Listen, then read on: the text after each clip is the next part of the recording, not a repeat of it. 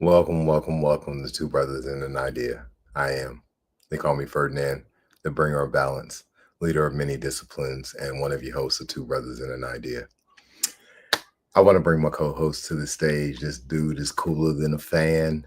Sometimes he's colder than an icicle, and other times he's hot as a teapot. Nalan Smart. Peace, brother. Appreciate the intro and the significant words. Shout out to my brother Ferdinand. Hey, I'm excited to be here, man. Shout out to everybody tuning in. Don't forget, check us out, Two Brothers and an Idea, FTHII.com. You see the info, you see everything scrolling. Please check us out, follow through. Check out the other episodes as well, because this is not just a one-off situation. We are doing multiple conversations. So please check us out. This is, of course, Two Brothers and an Idea, episode 34. I'm going to hand it over to my boy, Ferdinand. He going to let y'all know what we getting started with right now. Well, some people call me the guy with the books. I got Mr. Smart over here. It's episode 34. Tail becomes head, and the head becomes a tail. This is part 2. So on our last episode, we went over the Fugazi clergy, right? Episode prior to that, we went over the tail becoming the head and the head becoming the tail. This is a very, very important thing for us to be talking about right now because it's happening in real time, right? We're going through this changeover of the guard process. And I would say that the more information that we have, the better we can move, the better we can prepare, the better we can kind of position ourselves for where we'd like to be in the years to come.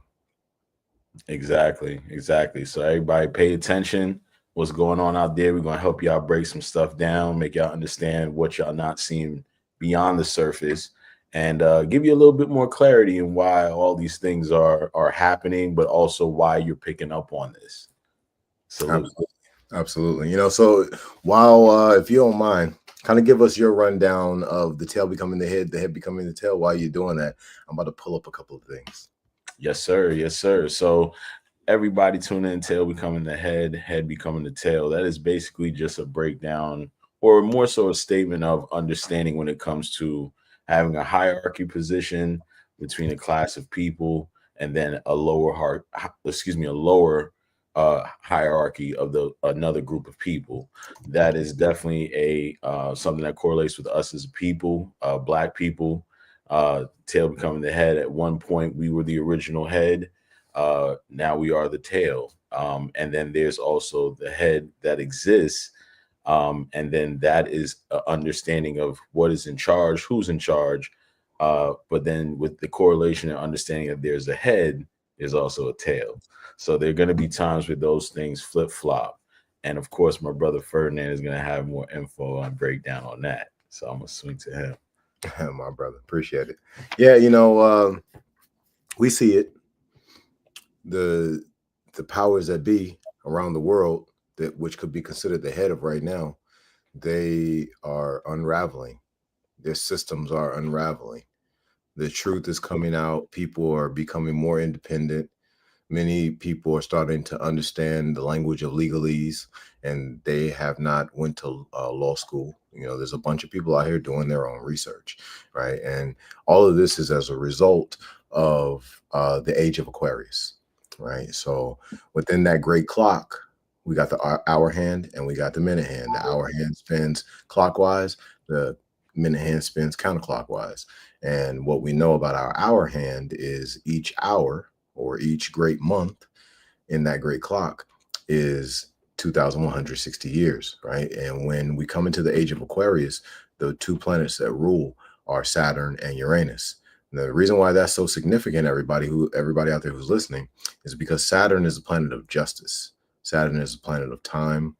Uranus is the planet of rebellion and revolution, sudden changes, unexpected things, right? So these are some of the symbolisms that's tied to these planets. But when those planets are in very specific spaces in the zodiac, we get some special energy. Now, when it comes down to that hour hand of the clock, precession, right? The ages, we don't deal with planets in that space. However, we do, because certain planets rule certain signs. But in the in the minute hand, that's where we use the planet. So we're looking at Mars, we're looking at Venus, Jupiter, Saturn, Mercury, Moon, Sun, Pluto, right? So I just want to make sure we have that distinction, and hopefully I didn't lose anybody out there. But we got the hour hand on the clock, which is precession. This is the wobble of the Earth. This is the polar region of the Earth, right? So it moves 30 degrees. That takes 2,160 years. 360 degrees, one full revolution is 25,920 years. But whenever we come into the age of Aquarius, it's time for evolution. You got your microphone off. My bad. I had some outside noise. I didn't want that to get in. It was somebody cutting some grass. And it was getting crazy. But no, to your point, the age of revolution, you see it in a lot of different places and a lot of different things at this point, slowly popping up, right? I think to your point, you referenced the information part, and that's what's the beautiful part of this age that we're in, when you have access to information. And it is up to us to seek that information. But what the great thing is that it is out there, just like we talked about in the last episode, seeking the truth. This is part of that revolution process, everyone. The revolution process in the age, like my brother broke it down, we're in that space right now. This is why so many things are being revealed. This is why information is such a tool of enlightenment and understanding and clarity, but it also is a weapon. And it's being used in a lot of different ways. So yeah. I appreciate that, brother. One of the things that I want to unfold for everybody, let me go ahead and put this up on the screen so y'all can see this. Because when we look at what's going on in the world right now, it's partially connected to Uranus about to enter Gemini, but it's also connected to a few other things, right? So apartheid. Now, this is what apartheid is. But before we go to apartheid, let's take a look at this. World Court findings on Israeli apartheid a wake-up call. So the World Court has, let's go back one. I think it's this one. All right, so they find them responsible for apartheid in July, okay, of 2024. Then in September 19th, for everybody out there, I want y'all, see, I'm telling y'all these dates for a reason. September 19th, 2024, the World Court findings on Israeli apartheid, a wake-up call, right? So we got this big old article about the World Court, not rocking with what Israel's doing.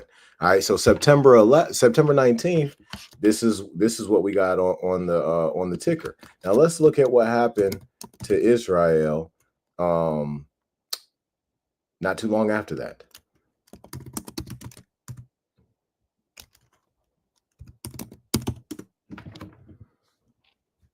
All right, so this happened, I believe it was October. Yeah, I think it was October 1st. Yeah, 2024. Yep, on October 1st, Iran launched about 200 ballistic missiles I that remember targets this. in Israel. Now, peep that. That's 12 days later. Okay. Now, one of the things that I often talk about is the big four, right? So we got United States of America, we got Vatican City, we got Israel, we got Great Britain. All right. So Vatican City is where the vicar of Christ on earth lives at, right? The Pope, papacy. Okay. So the papacy is kind of like the nation that's kind of over top of all of these nations. It's almost like, let's say, the holding company, right? And then you got your affiliate LLCs or whatever a person, subsidiaries. And maybe one of those subsidiaries is Israel, right? The Holy Land. Okay. Then we got other subsidiaries, Great Britain. And just for everybody out there, I'm not necessarily saying that these are subsidiaries of Vatican City, but I'm just saying for this scenario, this is how we're going to play them out so we can kind of make sense of this idea I'm giving. Well, if the big four, even if the holding is Vatican, and the other three nations, let's say that they're subsidiaries, but they're big subsidiaries. They're huge. They're important within the structure of the socioeconomic world that we live in, right? So in that space, if Israel falls, Vatican City, United States of America, and Great Britain got a big problem. Okay. And things ain't looking good for Israel right now, right? Israel got problems on a whole bunch of fronts. Vatican City, things are not looking good for these guys, right?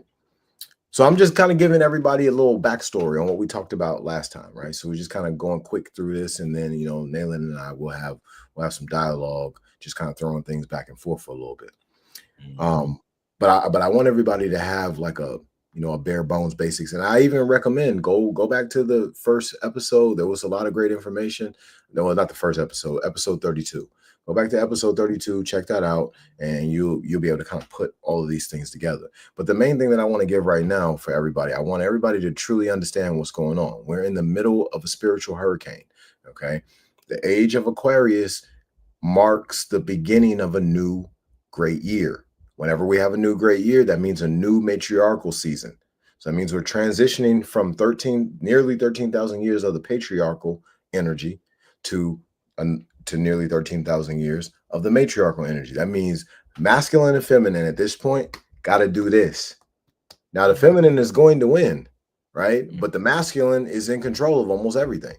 So got a big fight that's happening right now in real time because the tail's becoming the head and the head's becoming the tail, right? So if we know that this is going on, when we see all these different systems unraveling, this is not an unravel or a quick crash. That this is a system collapse that we're facing right now. The feminine energy is too strong for the patriarchal ways to move forward. If that makes sense to everybody. Yes, it should. It should. I mean, if everyone's paying attention to what you're describing and then looking at the sphere of even, let's just say, social media, and then the news, they're always talking about male, female, always a difference in what's going on. The birth rates are going down, divorce rates are up. There's a quote unquote breakdown happening right now, real time, of from years ago, 10 years ago, whenever a decade, of how we just operated differently.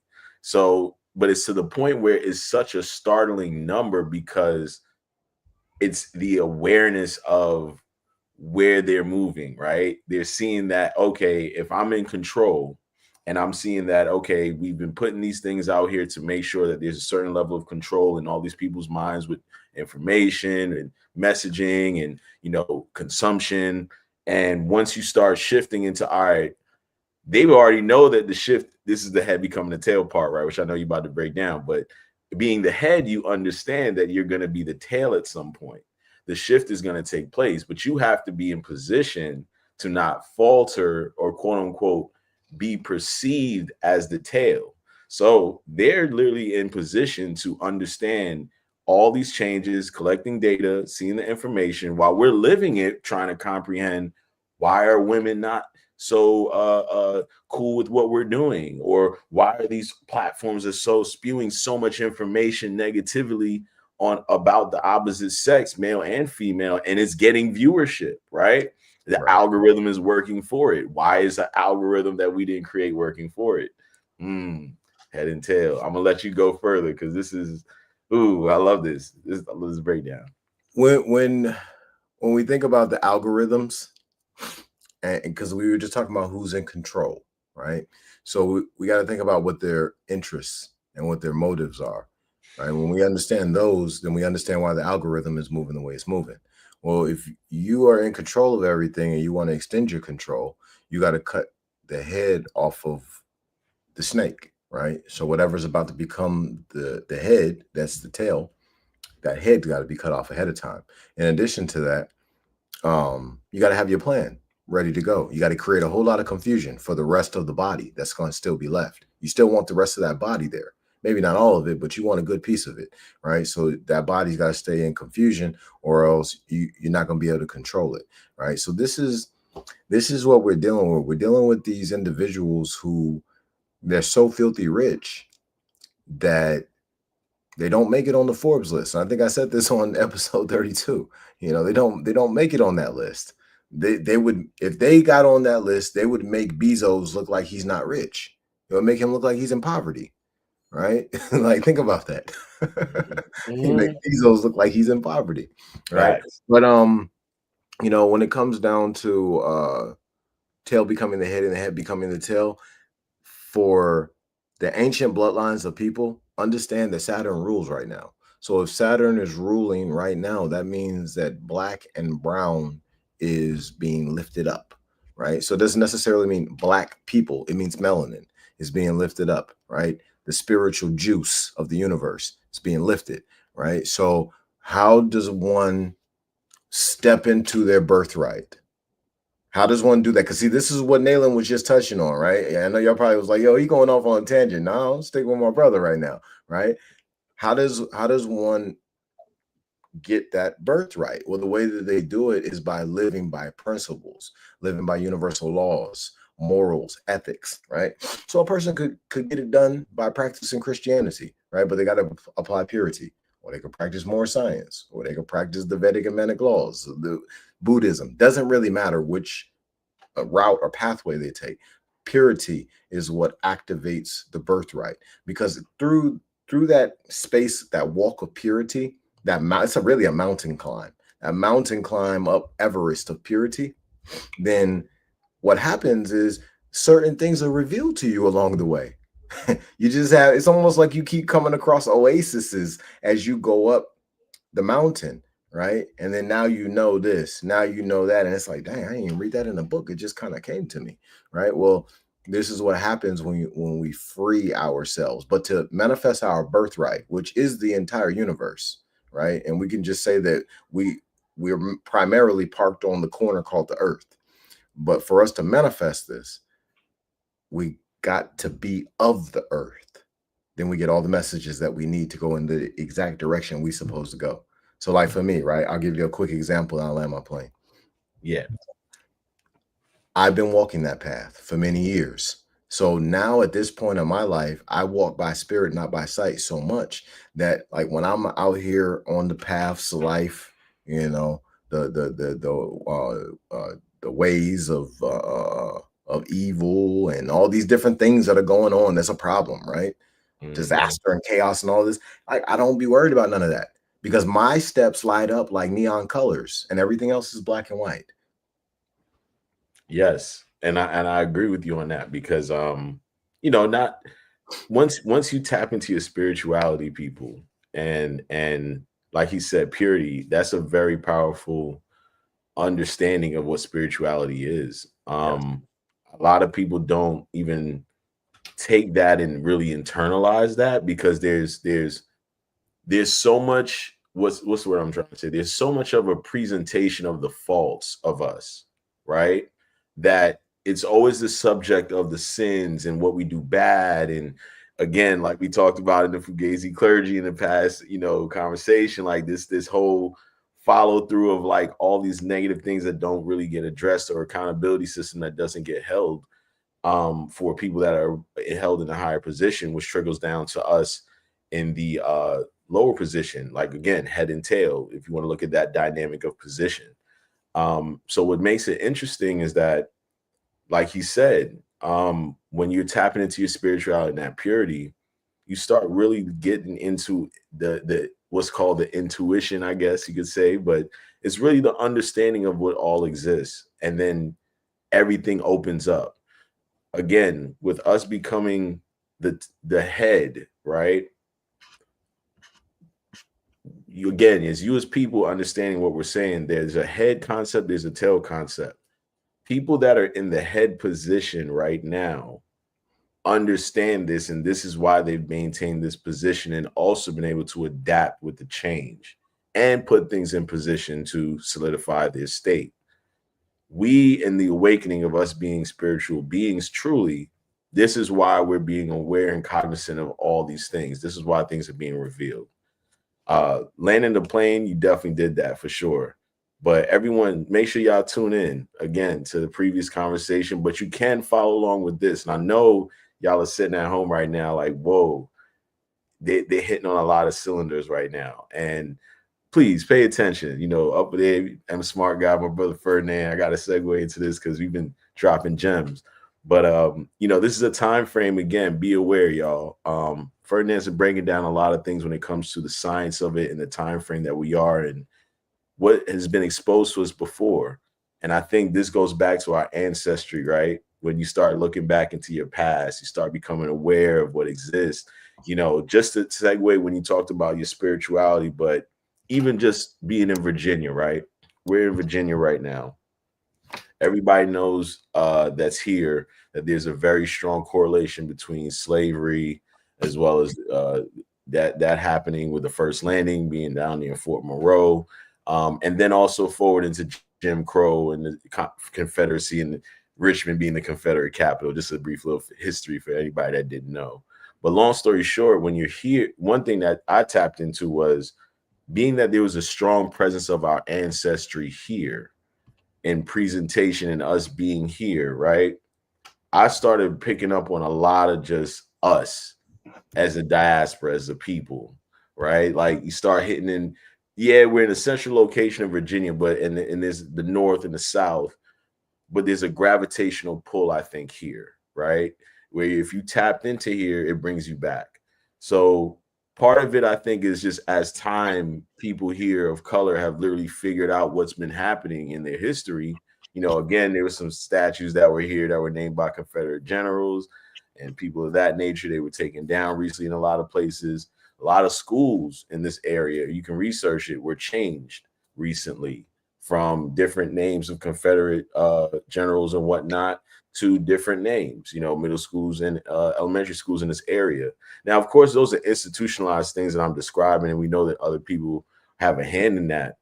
But think about the monument. Think about what stays around for generations or is placed to let people know what exists. It's the information of it all. The information is changing right Oh, before our eyes. You this is know, what happens when we have a group of people create a universe, right? And then when they do that, now they got to shape the soul of this universe, right? And they did that with war.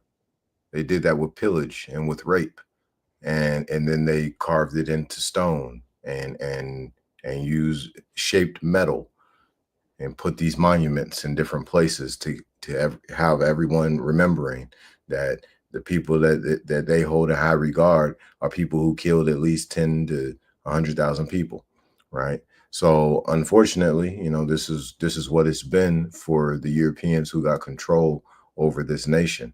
Um, you know, there's the museums, same thing. The news, same thing. The education system, same thing. You know, it's yeah. a full circle Roman setup of wickedness. Yeah, for sure. And that's again, you know, with all that setup, there's a time like you described there's a shift. And in that shift, a lot becomes revealed, but internally, there's a lot of interchange. And I think we're at that point now where a lot of people's internal change is so hard for them to understand, like we described in the past conversation with diet and things of that nature. But there also been the systematic play, like my brother just described, of making you feel inferior, making you feel like you are less than. Um, on a lot of different levels, it's been going on for decades, for centuries. Even when you look at melanated people and the caste system that exists in a lot of different societies over history, there's always a way to subjugate or present it as if we're less than, right? But again, we're at a different time, y'all. This is why we're having these conversations. This is why we're spreading this type of perspective to you, because as we are progressing individually, we're tapping into a lot. This is where, like my brother described, you are figuring out that all that was set up isn't really real. There's a lot of different things that are literally showing you right now. We could go into a lot of different breakdowns, the layoffs, the job situations, the way costs of things are going up, the shift to cryptocurrency or financial or that type of electronic currency. These things aren't happening because, oh, it's just evolution per se. It's a setup. And as you pay attention to it and you realize that it's a setup because there's always a system in play, you as you are having your awakening, you start attracting like minds. You start picking up on key symbols, key words. We're not trying to tell you that, oh, everything that you're seeing is wrong, but everything that you're picking up on in your spirit, you need to explore that. That's the thing that's challenging you against what BS has been shown to you this whole time. This is why we're having this dialogue. Sorry to get on my tangent a little bit, but nah, we just keeping it real with y'all. This is the time for us to reawaken our godhood and that divinity and purity, like my brother described, man. I'm gonna segue back. I appreciate that. Thank you so much. Since you brought up time, I want to go ahead and pull the clock out.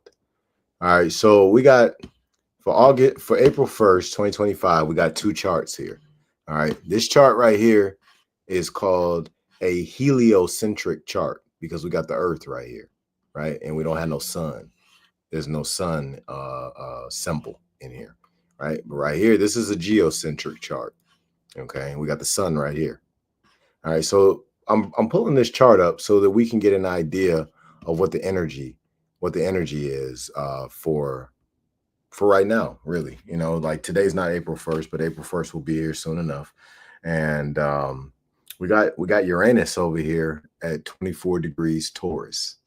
All right, so 6 more degrees, it's in Gemini. That's July of this year. Now, what we do have going on that's very beautiful is Jupiter at 16 degrees Gemini. All right, so Jupiter is a planet of abundance and blessings, expansion. When it goes into Cancer, as you can see down here, so here goes Jupiter right here, and it's going to be moving over into Cancer by, I believe, the end of June. So once it goes into Cancer, it's going to be exalted. There's going to be a lot of blessings, right? A lot of expansion. And Jupiter takes 12 years to orbit the whole thing. So it's going to be in Cancer for 1 year. Once Jupiter comes out of Cancer, once it's in Leo, Uranus will already be in Gemini. There's going to be some problems. Now, this right here that I'm talking about, matter of fact, let's just move forward. Let's just go to 2026. Let's just go to July 1st, 2026. Let's take a look. All right, so here goes the July 1st geocentric chart right here. And we've got Uranus at 3 degrees Gemini. All right, and then we've got Jupiter at 0 degrees Leo. This is the time frame right here where things is about to get crazy. Now, for everybody out there who's listening, they're probably like, yo, things look crazy right now, man. Guy with the books. What books are you not reading? You got to see what's going on. Yes, things are crazy right now, but I'm telling you that when that time frame comes, 2026, forget about it. And then it's going to be worse as the months go on, right? Because this is just what Uranus and Gemini brings, right? But without that Jupiter in Cancer, now it's just raw energy. Now, at the same time, let's go back to this chart again because I want to show y'all something. This is very, very significant what I'm about to show you too. All right. So let's go back to 2025. Let's go to, all right. So here goes May 1st, 2025. And we're looking for Saturn. Here goes Saturn right here at 27 degrees Pisces. This is on May 1st. Okay. Saturn is the planet of justice and time. But when Saturn enters Aries, it falls. So we're talking about it having a lot less energy, a lot less ability to help bring justice, right? So justice falls once it gets into Aries. So let's go 1 month further. Here goes June 1st right here. All right, so by June 1st, it's kind of hard to see where Saturn is. It's right over top of, it looks like Uranus, not Uranus, Neptune. So Neptune and Saturn are it looks like they're in Aries at that point. Looks like they're at a 1 degree conjunction. Do you see that? Yep. All right. So when we get that, once that happens, that's June 1st of this year. Saturn takes 29.5 years to orbit the sun. Okay. So it takes 29.5 years to move through this 360-degree zodiac wheel. That means that it's going to be in Aries for 2.5 years. Okay. Remember, Saturn is where Aries is where Saturn's power falls. But when Saturn's power falls, it takes 2.5 years for it to rejuvenate itself. Right. So from June 2025 until like April, I think, 2028, Saturn falls. So you could probably put that together. If you got the planet of Uranus right here of revolution and rebellion going into Gemini, which is symbolic of communications and the way that we think. And then you have Saturn coming over here into Aries and justice falls for 2.5 years. But chaos and destruction and all these other things, high level technology without the wisdom behind it. AI, all this stuff is advancing. Yeah, you better have a whole lot of problems. Not this year, though. We blessed for 2025. This is pretty much our last year to prepare. But by the time we get here, by the time we get to July 2026, if you haven't been properly preparing, I recommend a lot of prayer. Whew. Yeah, you brought up technology, and I'm not saying that's going to be the exact reason how things go. However, it's ironic, like you said, you brought up virtual reality, you brought up AI. As someone that's in the art field, and that's been a big talking point or reference point of those things because those are directly connected to social media and posting and things of that nature. It's interesting how when you look at how to, and we talked to shout out to Tim, last time we had him on here, we were talking about technology and he was referencing like, wow, technology is crazy, and what about control? And I'm like, that's the whole point. If you look at automation and how we operate, we have been reliant on technology in way more ways now, generationally compared to before. I mean, when you look at how, of course, there's curriculum in schools, I drove by a school and, I know, of course, you live in it because you have kids and you see they have people that they know. And of course they interact and you see stuff and whatnot. But I saw a sign that was like, kids, make sure your Chromebooks are working. And that was interesting to me because, of course, growing up in New York, public schools, didn't have a lot of things. You got access to computers to computer class. We at an age now where children are now so glued in. And I told people this before. The screens are so much prevalent, okay, in people's faces. Quick question. That, yeah. Have you ever seen a documentary called The Social Dilemma? No. I highly recommend you watch that. Keep going. Okay. All right. Cool. Cool. Gotcha. I'm gonna tap into that. But and it's so funny. Yeah, we could talk about social media as a whole nother breakdown. But basically, in a nutshell, by watching all these screens literally take a hold of a new generation, right? Think about the misstep of when it comes to just education, where there's no the books. See, people don't think about this, but the power of the book and reading, and what made it so powerful, yes, it was the content, but it was the immersive experience of reading. You had to take a book. Some of us had to go to a library, some of us recommended a book, and we took that book, we took it home. You had to open it, you had to check it out, and you said, okay, and you sat down and you put your being into that book. Think about how now, that book translates to, you at your leisure, education, study manual, you got to pass a test, certifications. You get the point. Now, curriculum is very much online. That was something I experienced in college when they were shifting to, online. They had some classes that you had to do submissions through a portal. And I was like, okay, also send you a link to read some stuff. But this new generation, the reason why I'm bringing this up with the whole concept of technology and all these different screens is because think about how you're trying to digest information as a person when you were younger. For everyone that's probably about 30 and up, when you read books and had textbooks, you had to immerse yourself. That took you away from outside, that took you away from activities. When you were watching TV, you weren't really studying like that. You get the point. Yeah, I feel This you. but this new generation, because they are now tapped into all the screens in front of them, even when they're trying to digest that information, they don't have that immersive experience. That immersive experience is the screen, which is now access to YouTube, social media, all these different things. So I'm what just they're bringing doing, this. Oh yeah, go ahead. what they're doing is they're breaking down the self-discipline of people, right? If you want to control a group of people, they're not able to have strong self-discipline. So you just break it down a little bit at a time, each generation in multiple different ways. So this is what's taking place. I was talking to someone maybe a month and a half ago, and we were putting together a project.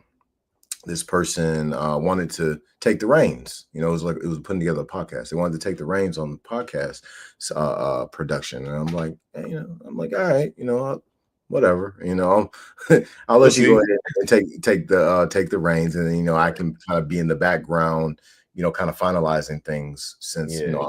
I'm the person who kind of knows media for in that space of those two people. So they started creating, and they was creating real fast. And I was just like, wow, like, you produce that pretty quickly, because someone who's a professional, it might take them maybe a couple of hours to write out the bare bones skeleton of a show. But if you Sure. come up with the whole skeleton, the whole marketing scheme, the whole all this stuff, and you didn't came up with it in like 30 minutes, well, all right, so whatever. It's AI. Whatever. It's not no big deal. AI. But so we'll work with it, right? Now, if I say something about it being AI, I'm not gonna say anything negative, but if that triggers you, well, there's something wrong there. That was a trauma reaction. How are you having a trauma reaction because of utilizing AI?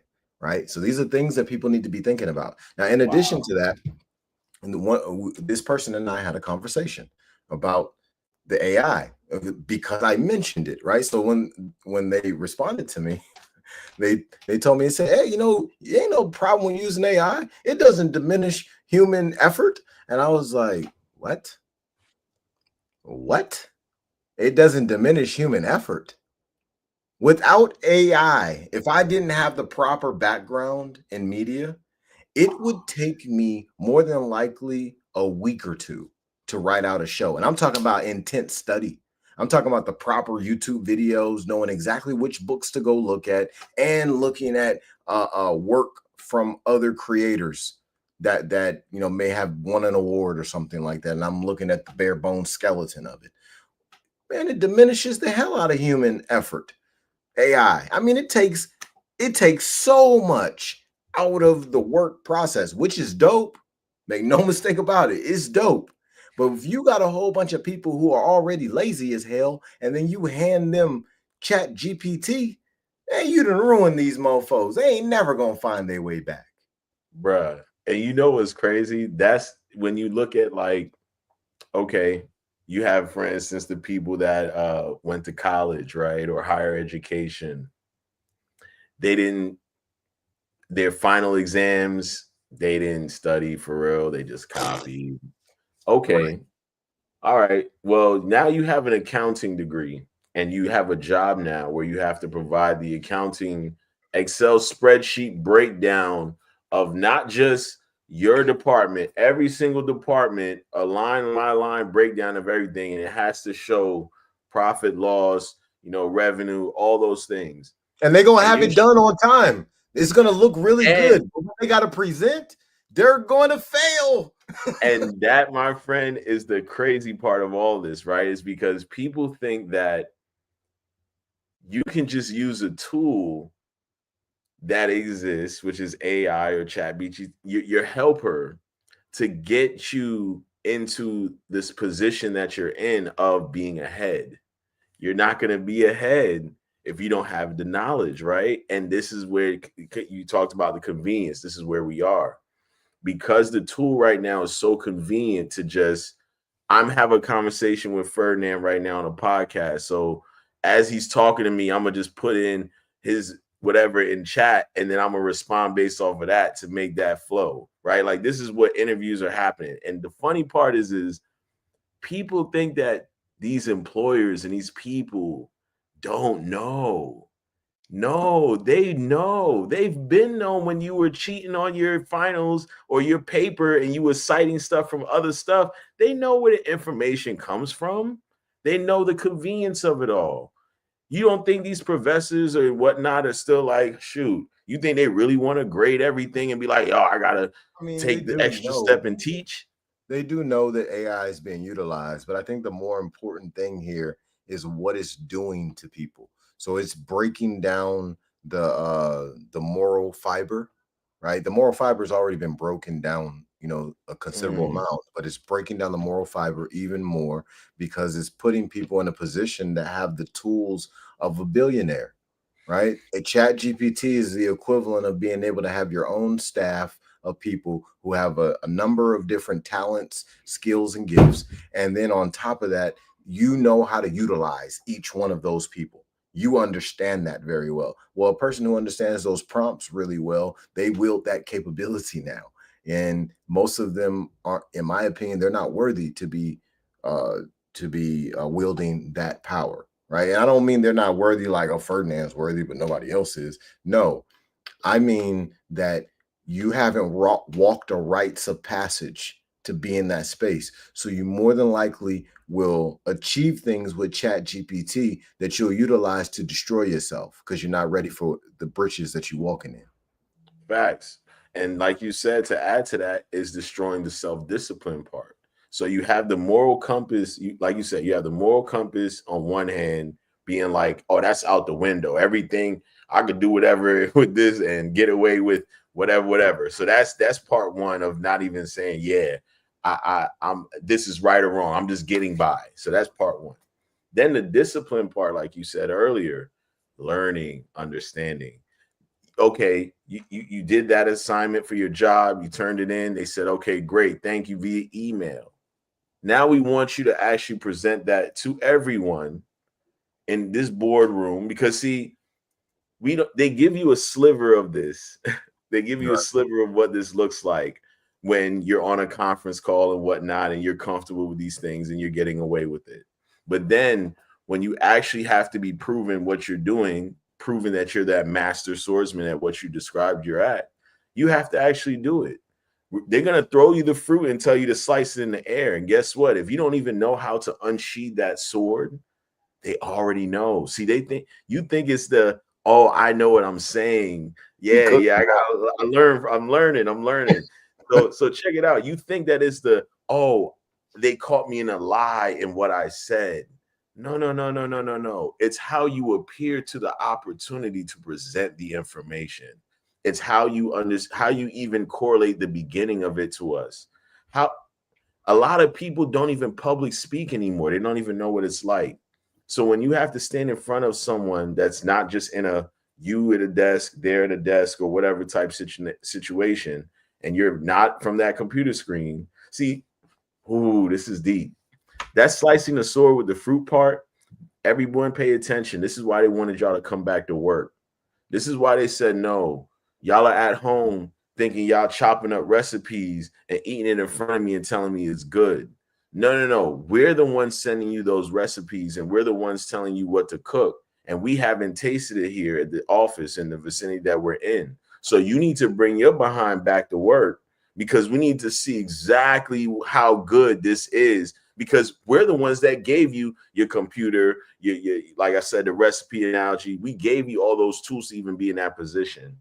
So, listen, everybody. All right, it's Two Brothers and Ideas, episode 34. Tail becomes head, head becomes tail. I'm the guy with the books. We got Nalan over here. Listen, I want to tell everybody out there, cite your sources. All right, because I know a bunch of y'all is about to talk about this slicing of the fruit. Okay, so when you talking about slicing the fruit with the sword, Excalibur, and all of this, make sure that you cite my man Nalan Smart. Episode 34, Two Brothers and an Idea. Tail becomes a head, head becomes a tail, part 2. Keep going, my brother. Cite the podcast, cite what we talking about. Because again, y'all are thinking that by these tools that you're receiving, you're getting all these weapons, right? You can go do these missions. All that sounds good until you actually get put in front of the enemy, and the enemy is not who you think it is. You thought the enemy is this random person or these random clients or these customers or whatever. No, the enemy is watching how you operate and learning how you move and how you function and how you operate under pressure, how you like to finesse the situation and make it seem like you did something. All of this is even became more easier with here we are now with technology. They sent you home to monitor you. You think you went home and they didn't know what you were doing when you got to punch in and say, I'm here for a certain amount of hours, or you got to hop on a conference call within a few minutes, or you have to submit this assignment. These are just examples, but y'all know exactly what I'm talking about. You think going at home was really set up that way because they want you to be a better worker and they want to keep you? No, they just got access to everything. They've already been monitoring what your spending habits are. They've already been monitoring what type of conversations, what you've been buying, what you're looking at on TV, your interests, the commercials that you want to change, the ones that you actually sit down and watch on YouTube where it comes up and then it's there for a certain amount of time and you have the option to say no and you actually sit there and watch it. You don't think this algorithm and all that is not designed to see how you operate? We're trying to understand how they operate. Absolutely. It's definitely set up that way where it's responsive. You know, I started building responsive websites some years ago, and the algorithms are set up to be highly responsive to behavior. This is part of the reason why when you and your friend talk about red color crayons, right? Next thing you know, and your sponsored ads on certain social media, red crayons and red color pencils and coloring books and all this stuff is starting to pop up. Well, maybe you talking about investing, and next thing you know, JP Morgan books is popping up. Charles Schwab, yeah. There you go, Charles Schwab. All kinds of different stuff, right? So it's responsive. In addition to not just being responsive based upon audio, responsive based upon interaction within the social media platforms, words that you type, right? All of this is helping feed the monster to know what to push to you in the algorithm, because it's pushing different things to different people. This is how powerful the algorithm is, right? And this is also part of the tail becoming the head and the head becoming the tail. I want to be very clear to everybody out there that this is a form of keeping people distracted. This is a way to keep people from their birthright. See, the CIA, the Central Intelligence Agency, had a program, has had, or maybe still has, they may have changed the name. The program's called COINTELPRO. Many people have heard about it.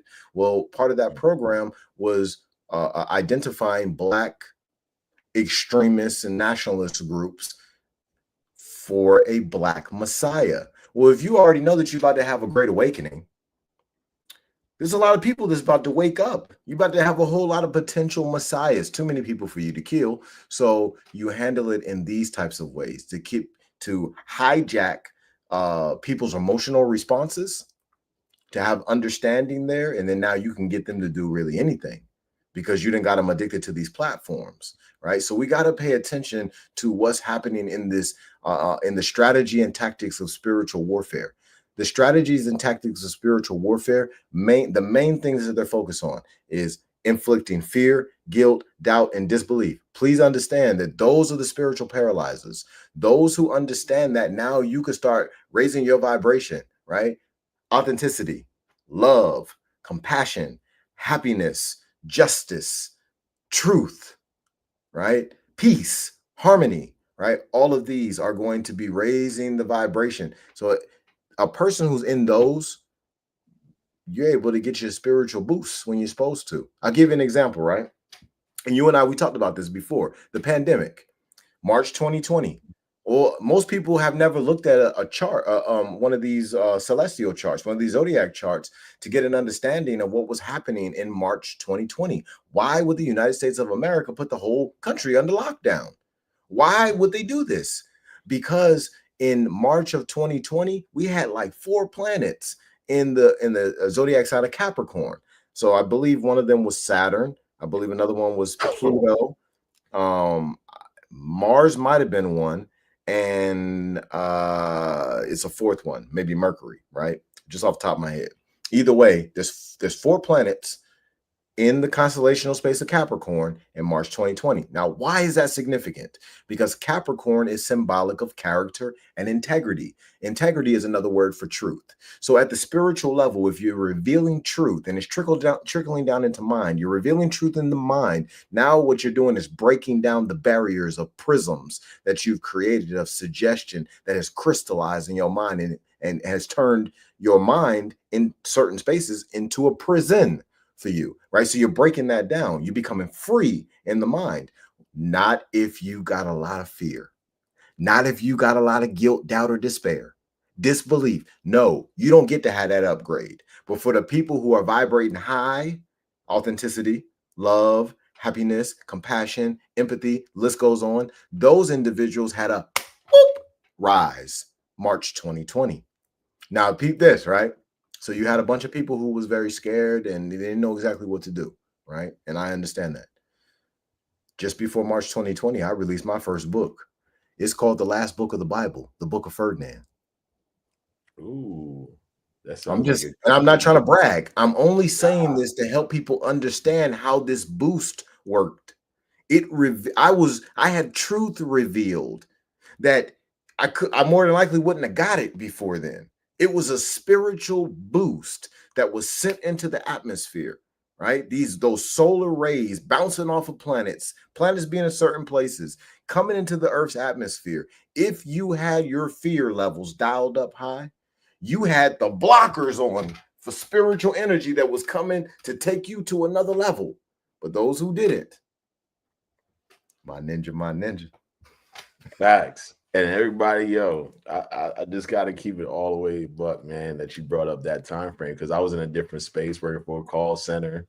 You know, like you said, the fear and the panic, all of that was very prevalent. You know what I mean? I mean, to the point where, just a reference, also pay attention, everybody, wasn't just the United States. There were other countries over the world that were putting people on lockdown as well, right? They figured they all followed suit. So when you talked about tail becomes the head, head becomes the tail, we're talking about also examples of how the head operates or how they've been operating. Think about how, again, across the world, it wasn't just the United States. It was literally a bunch of countries. Rewind, like you said, 2020. And that's something we could reference probably the next joint to this point, which is if you look at 2019, a lot of protests were happening across the world. Literally, United States, Iran, China, Middle Eastern countries, you name it, there was a protest going on. And then the pandemic happens the following year in 2020. To me, y'all got to pay attention. We were showing signs. There were signs of that. Oh, now we can't be messing with this, whatever we're going on. Thank you. Perfect. I'm gonna let you break that down real quick because we all know what was happening. Absolutely. So I would need a month from you for the protest, but I pulled it back to 2019 for that. But let's go to 2020. Let's go back to March 2020. Yeah, let's do that as an easy reference. Yeah, let's take a look at that. All right, so March 1st, 2020. We got the sun in Pisces, we got Neptune in Pisces. Now understand that Neptune in Pisces means that because Neptune rules Pisces, Neptune rules Pisces. So this means revealing hidden information in the zodiac sign of the subconscious. Pisces is symbolic of the subconscious, closure, death, and a few other things, but it's symbolic of deep thinking, right? But then when you look at Neptune being there, Neptune's at 18 degrees Pisces. That's revealing hidden information. Now think about that. If you got a bunch of planets in Capricorn, some super symbolic planets, we got Jupiter, we got Pluto, we got Saturn, and we got Mars, all in Capricorn. Capricorn's the zodiac sign of character and integrity, right? So you got truth being revealed of justice, transformations of truth and character. Saturn is justice. Pluto is transformation. Jupiter is expansion. We got expansion in character and truth, or character and integrity. And then we've got an aggressive movement of it because we got Mars there. Mars is aggression, it's war. Mars is lots of energy, right? So if you got a lot of energy and all these other planets in Capricorn, and then in Pisces, you got the planet that rules it. So this means that a massive amount of truth is coming out. So what's that called? Some people call that a great awakening. Facts. Which a Now, lot if of you people want to make sure a lot of people don't get it, and I'm sorry for cutting you off, my brother, but if you want to make sure a lot of people don't get this great awakening, then what you got to do is get all these people around the entire globe as scared as humanly possible. And then you got to lock it in with a bunch of them who don't read, and then they go and they get a shot. And that shot pretty much guarantees that there's a bunch of spiritual boosts that they'll never be able to get until they can get that serum out of their system. Facts. And to your point, like think about how right after that time frame, for everyone tuning in, pay attention. Right when that lockdown happened in March, you had a lot of quote unquote disinformation coming out. But that quote unquote disinformation was mixed between what randoms were actually just putting out and saying, oh, I read this and this is what I saw, or this is what these people are saying. But then you had people in these hospitals actually putting out footage.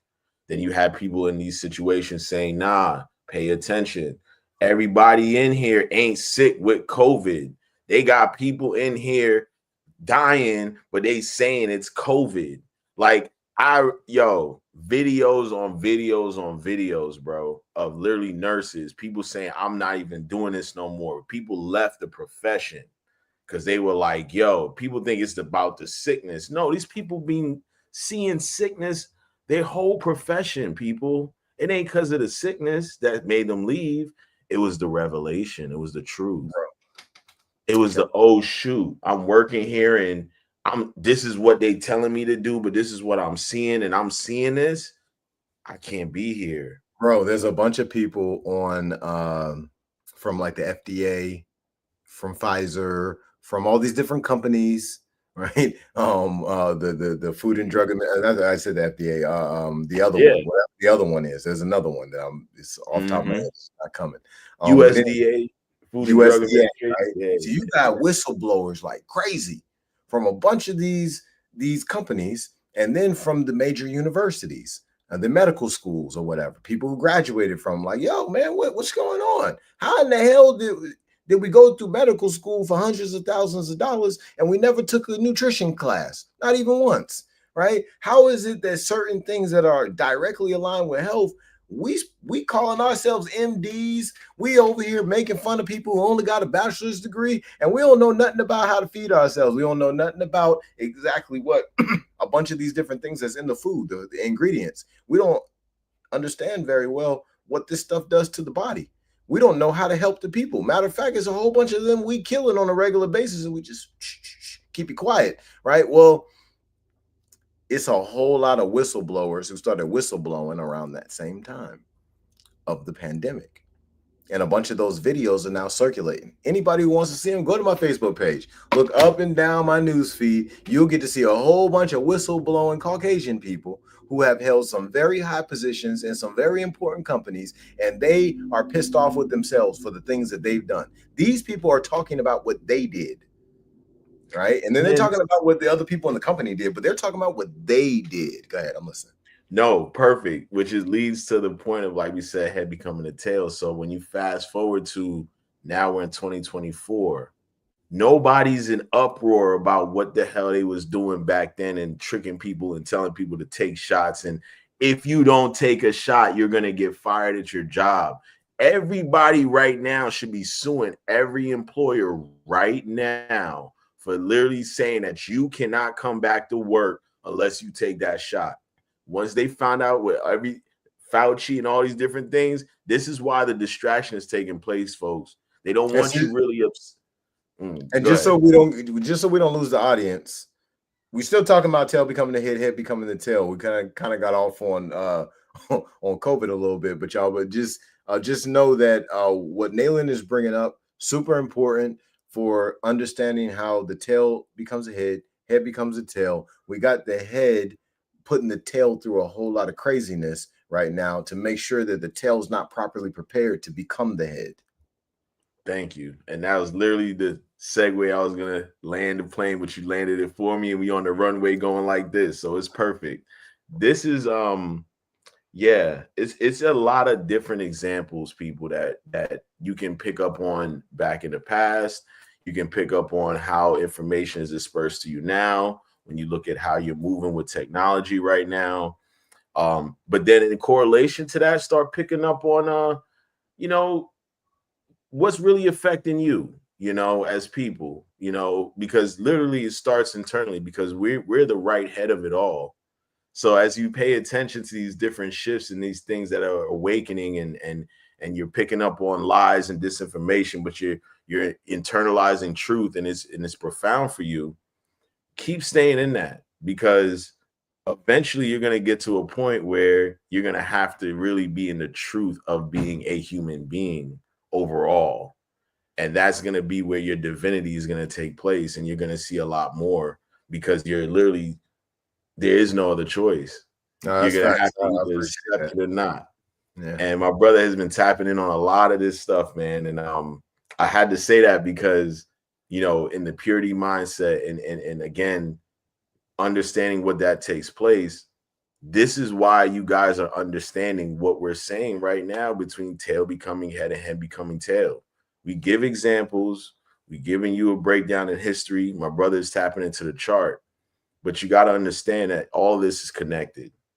Absolutely. So this is what my brother is bringing up, is the principle of correspondence. All things are connected, right? And this comes from the book called The Kabbalion. Now, it doesn't come from that book, but it's in that book, right? So anybody out there, you want to get a deeper knowledge on the 7 Hermetic principles, I highly recommend it.